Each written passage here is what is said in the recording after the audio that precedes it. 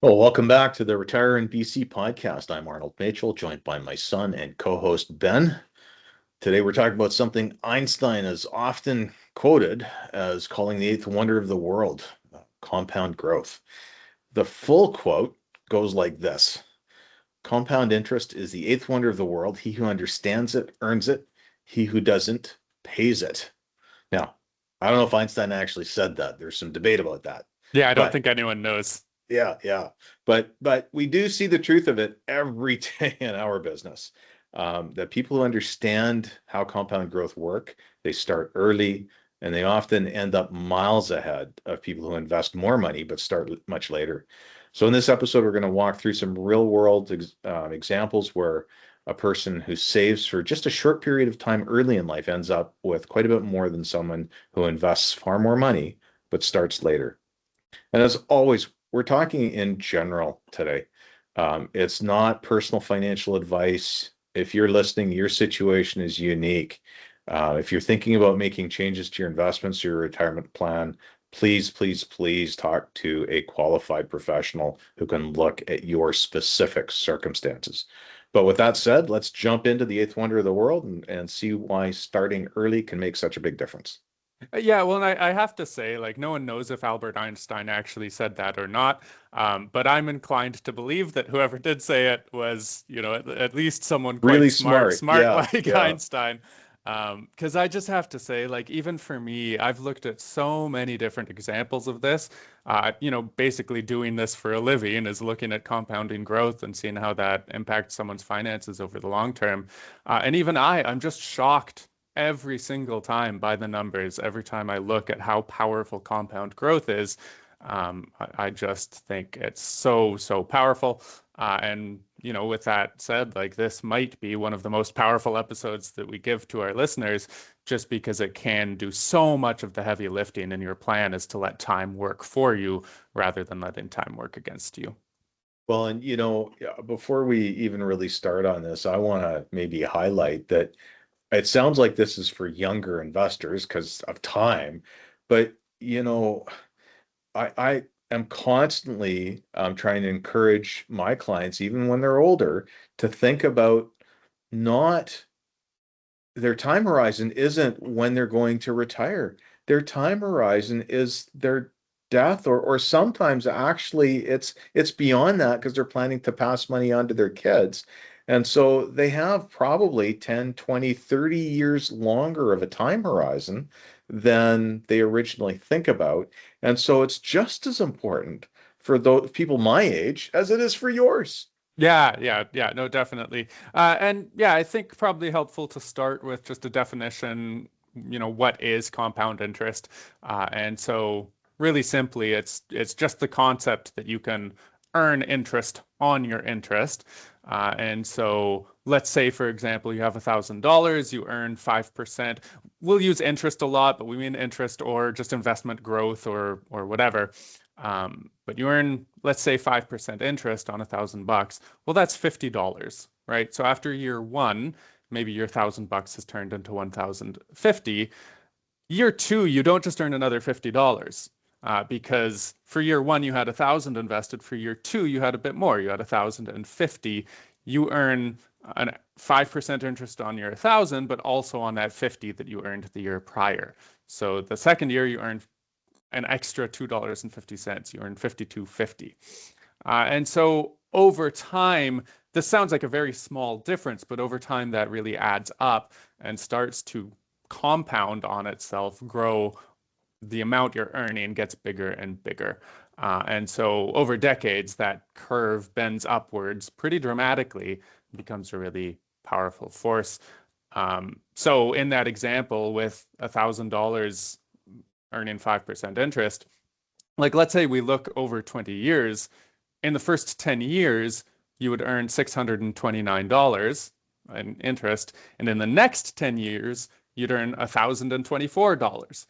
So the Almost double. amount that you're Yeah. earning, yeah, goes up and up. And yeah, exactly. That's almost double the original growth. It's more than double what you had originally put in. And so that gets really, really powerful. as you extend the time horizon. Again, it doesn't sound so strong over 1 or 2 or 3 years, but as that time goes longer, it gets really, really powerful. And that's to contrast against just what we would call simple interest, which is where just the growth in interest is only ever applied to your original balance. It doesn't compound on itself. That's kind of rare. More often, most things out there are compound interest. And so Actually, that's, to that point, back to some more senior listeners, you may have heard recently the BC government changed the rules on property tax deferral. It used to be up until this year that was simple interest. It was one of the reasons that it was such a good deal.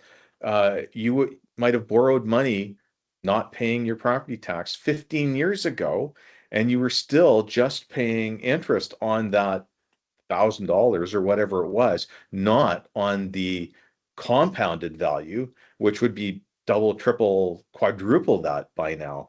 And so it really made it such a powerful thing. I'm ticked off with myself right now because Warren Buffett had some great quote about snowballs and compound interest. And I should have looked it up before we did this episode. But if you imagine a snowball going down a mountain, that's what the compounding effect is like. It grows and it grows and it grows and it gets really big. yeah. And so that's where, too, to tie it back to Einstein's quote, is just that people who do understand that snowball rolling downhill, they're going to use it to their advantage. They're going to invest in assets that are likely to grow over time and grow and grow and grow. People who don't understand how it works, or maybe who just aren't really thinking about it quite so much, they're going to pay it. They're going to have debt, especially high interest debt, like credit cards, and that compounding works against you in a really, really dramatic way, especially with that high interest debt. Like if we're talking about how powerful 5% growth is, imagine how much of a detractor a 20% or 22% working against you can be.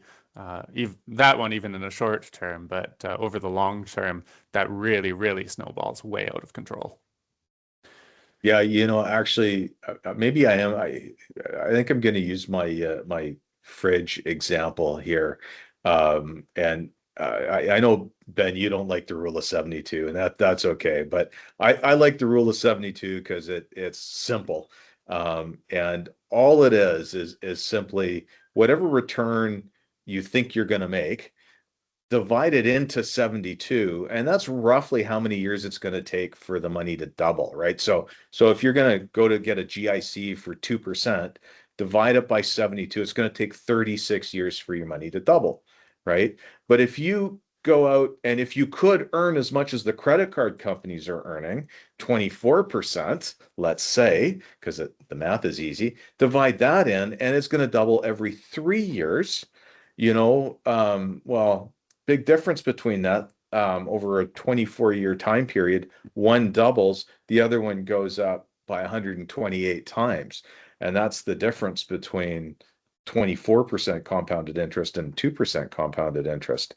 Um, so you know what? Actually, no, I won't use the fridge example. I'm just going to leave it there with the rule of 72. It does give you a bit of a sense of how powerful that is. Yeah, well, and I did actually, just while you were talking there, look up Warren Buffett's quote. Oh, He yeah. has not one quote, but three quotes that are very well known on compounding interest. But yeah, he said, I started building this little snowball at the top of a very long hill. The trick to having a very long hill is either to start very young or live to be very old. He has another one that says his wealth has come from a combination of living in America, some lucky genes, and compound interest. And then his third, this one that I like, that I've used a lot, is the first rule of compounding: never interrupt it unnecessarily. Right on. Yeah. So yeah, I think with that, and especially with that snowball and long hill, I just think so many times people don't start early enough. Couple of reasons why not. Either they think, I'm not earning that much, I'll save some more when I'm earning more money, or I have a mortgage, I have student loans right now, I'm going to pay those off before I start looking at other stuff. Or just, retirement is so far away. I don't want to think about this thing that's 30 plus years away. I'll deal with this later. Um, hopefully this episode and some other things we've talked about over this podcast give you some, encouragement to go ahead and start that a little bit early. And I get it. Like you have other things going on. Living in BC is pretty expensive. But what we're trying to show here is even if you can start with a pretty small amount, a small amount today has a way bigger impact than waiting later and doing more. We've got a couple of pretty strong examples to show that. Well, You, and I think it was just a couple of weeks ago, a client of mine said to me, "Hey, you should do a segment on starting early." And I don't even remember who it was that said that. So if you're listening, thank you, because that's what we're doing. And you're welcome because I'm doing what you asked me to do. Yeah, I can't stress enough how valuable it can be, even to just set aside a small amount and put it somewhere thinking long term, not and we'll talk about this more later, but not just trying to get a GIC rate of return when you're thinking the next 70 years. You want to be thinking long term and investing appropriately. Yeah, yeah. Well, and so like I said, had a couple of examples here. We've got two right back to back that use very similar numbers. So I just plugged into a little Excel sheet calculator. What happens if you start investing in $500 a month, you earn a 6% rate of return. And what happens if you start at three different ages, age 25, 35, and 45, and put that all the way out to age 70 in the example here. And so just working backwards from that amount, like the 45-year-old, they actually do pretty well just by themselves. They grow their 500 a month. That grows up to about 355 grand by the time they're 70.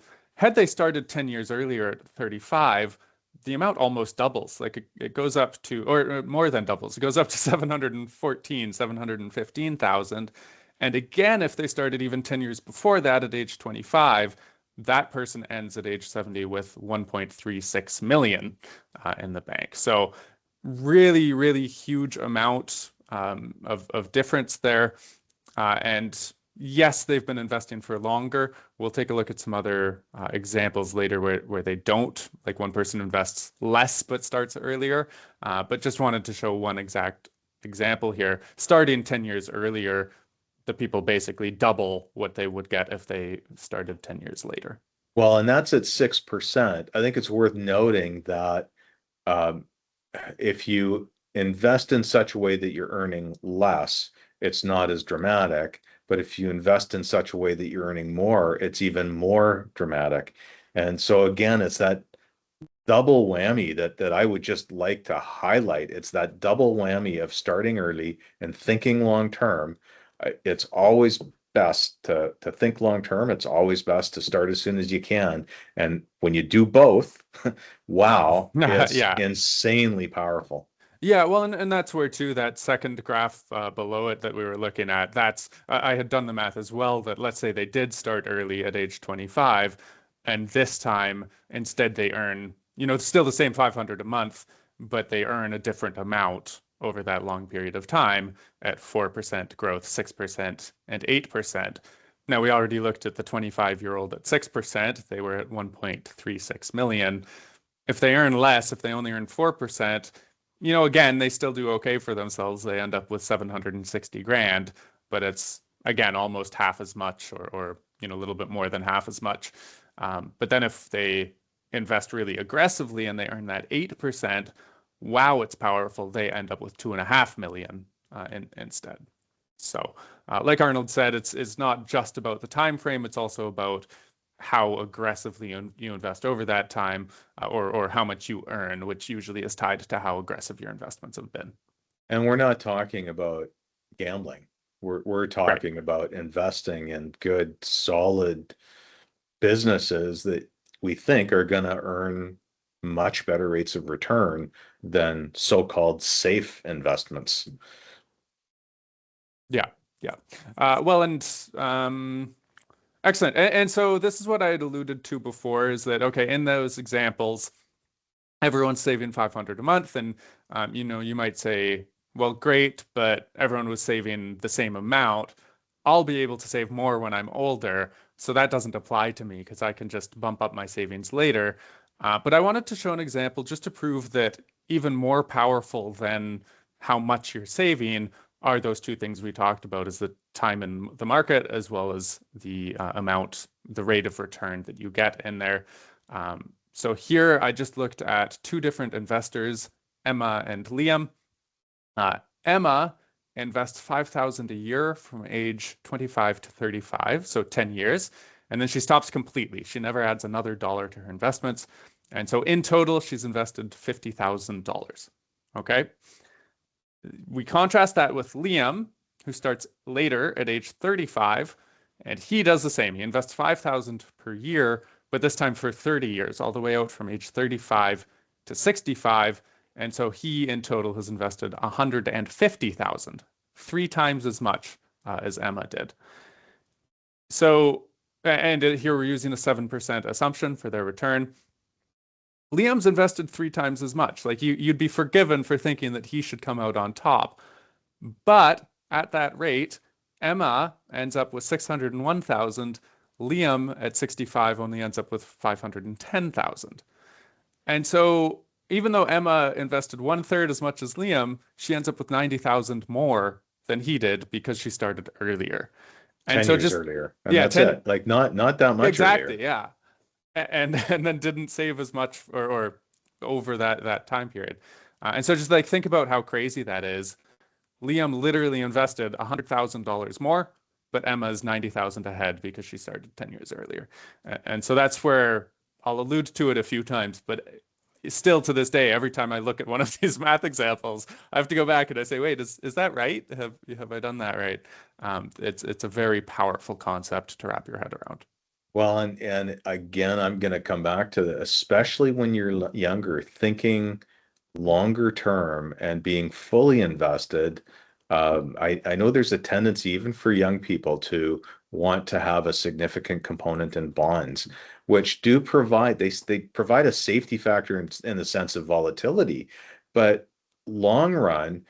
Um, I believe the numbers are there has never been a 15-year time period where after inflation and taxes, where a good quality basket of stocks hasn't outperformed GICs and bonds. Um, uh, uh, Siegel, Stocks for the Long Run. I'm just trying to think of Dr. Jeremy Siegel, Stocks for the Long Run. He went back 200 years and did that research and found that in that sense, if you were thinking in terms of 15 years or more, stocks were actually safer than bonds. But it doesn't feel that way because they go up and down. But when you're younger, you can afford that volatility, take it because that's when you're going to get that return. Yeah, yeah. Well, and when you're younger, and then actually the next thing I was going to look at was, well, what if it's not even your money? What if you're saving for your kids? Oh, yeah. And so that gets even more powerful, let alone, something like the RESP that gets government grants. We're not really looking at that. Just looking at, like, let's say you invest $100 per month for your child from age 0 to 18, and then you stop and you leave it invested and your kid leaves it invested until they're 65. What happens then? So again, I did a 7% rate of return. The parents in this case, $100 a month for 18 years, they've invested 21,600, and then it just stays in there from age 18 to 65. Your child would be a millionaire. Just from you putting in the 21,000, your child would be a millionaire by the time they're 65. Total amount at that end would be 1,049 or 1,000 and sorry, 1,050,000, give or take, around there. So when I'm talking about how compounding growth is extremely powerful, that's exactly, a very good example of that is turning 21,500 into more than a million, again, over a long time horizon, but it's a very Well, powerful concept. it takes thinking multi-generationally, Yes. or at the very least recognizing your own lifespan, not thinking about just the next 20 years or 30 years. You need to think about your whole life or beyond. Well, and it takes some discipline, right? It Yes, yeah. takes discipline to do it, discipline to then see the invested dollar figure and not withdraw it and spend it. But certainly, if you leave it in there, if you, as Warren Buffett says, never interrupt the compounding growth unnecessarily, then it can grow to quite a large degree. And then yeah, I wanted to do one other millionaire, or sorry, one other segment. I was going to call it "Who Wants to Be a Millionaire?" Just the concept being, how much do you need to save monthly to be a millionaire at age 65 at different ages? Obviously, we've just done it for babies above. They need to save $100 per month from age 0 to 18. But for some other ages, like let's say people just starting now want to set a dollar amount and invest it every month, and by age 65 hit that $1 million mark, again assuming a 7% return here. And so someone starting at 20, they needed to put in $161 a month. So nothing too crazy. That means that 45 years of compounding is doing a lot of work for you. At age 30, that would bump up to 442 a month that you need. At 40, 1,150 a month. So that's starting to get quite large on the budget. And then someone who starts at age 50, well, they would need to invest 3,520 per month to hit that $1 million mark by age 65, kind of trying to brute force what compound interest would have done if they had started earlier. Now, to be fair, at 50, you probably can't afford to save a lot more than when you're especially 30.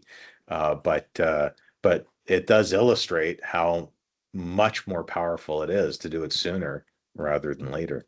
Well, yeah, you can afford to save more, but can you afford to save 8 times more Yeah, than what you could, right? And so just waiting every decade, it approximately triples the monthly amount that you would need to put in to hit and well, any given dollar figure, but here we just right. chose that $1 million mark. So I think the simple key is put a high priority on saving early. mhm. It's everybody's situation is unique and different, but just really recognize how valuable it is to do sooner rather than later and try to get more in there as soon as you can. Yeah, well, and a few ideas there, like even just a small amount makes a huge difference, right? $50 or $100 a month makes a big difference over several decades. Try to automate it as much as possible. Like if you don't have to think about it, if you treat it like a bill, or if you just pre-authorize contributions to your investments, then you're not tempted to spend it. It just leaves your bank account right away.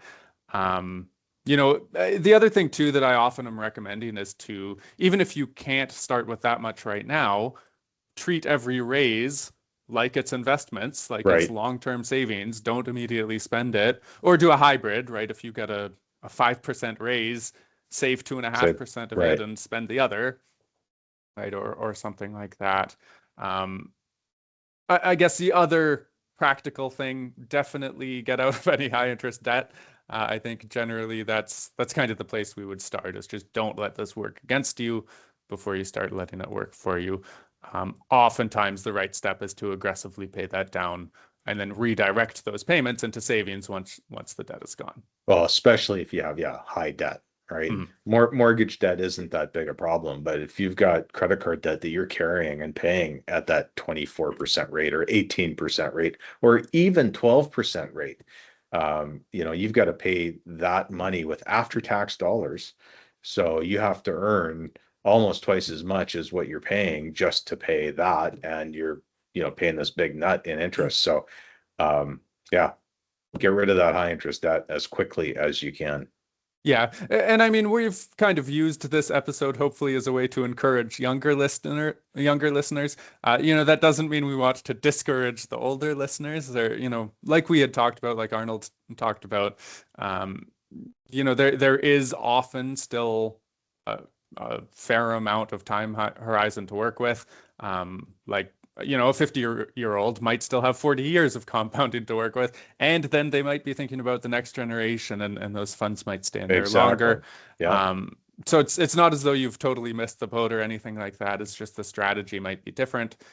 Later starters might need to have that higher savings rate. Another way to get a longer time horizon might be to delay retirement by a few years. That can have a really big impact. Or just being intentional about that spending and the lifestyle both before retirement and into retirement. Those are some things that you can control. What you can't really control are what markets do or anything like that. I mean, to some degree, you can change your investment strategy to try to get more of the uptake, but what you can control would be your savings rate, your discipline, staying invested, and not, having those big emotional decisions when the market is all topsy-turvy, right? Well, and you can also control your asset allocation, Yeah. right? So, which is the single biggest determinant of your return. Yeah. Yeah. Yeah. So, key takeaways. There's this phrase that's been around in the investment community for a while. It's about time in the market, not timing the market. And that really just speaks to that importance of getting in the market as soon as you can and leaving it in there for as long as you possibly can. So yeah, start early and buy yourself some flexibility later in life. Yeah, well, exactly. That's hopefully everyone can see why people get so excited about compound interest, and why that quote of Einstein's, maybe, maybe not, why he calls it the eighth wonder of the world. Time really is the secret ingredient, and the earlier you start, the more it can work in your favor. So if today's examples have gotten you thinking about your own retirement path or about helping your kids or grandkids get a head start, we'd love to chat with you and see how we can help. Thank you so much for listening. Please follow the show, share it with a friend or family member who might benefit. It really helps others find the podcast. We will be back next time with more conversations to help you retire and stay retired in beautiful BC. Talk to you soon. Bye.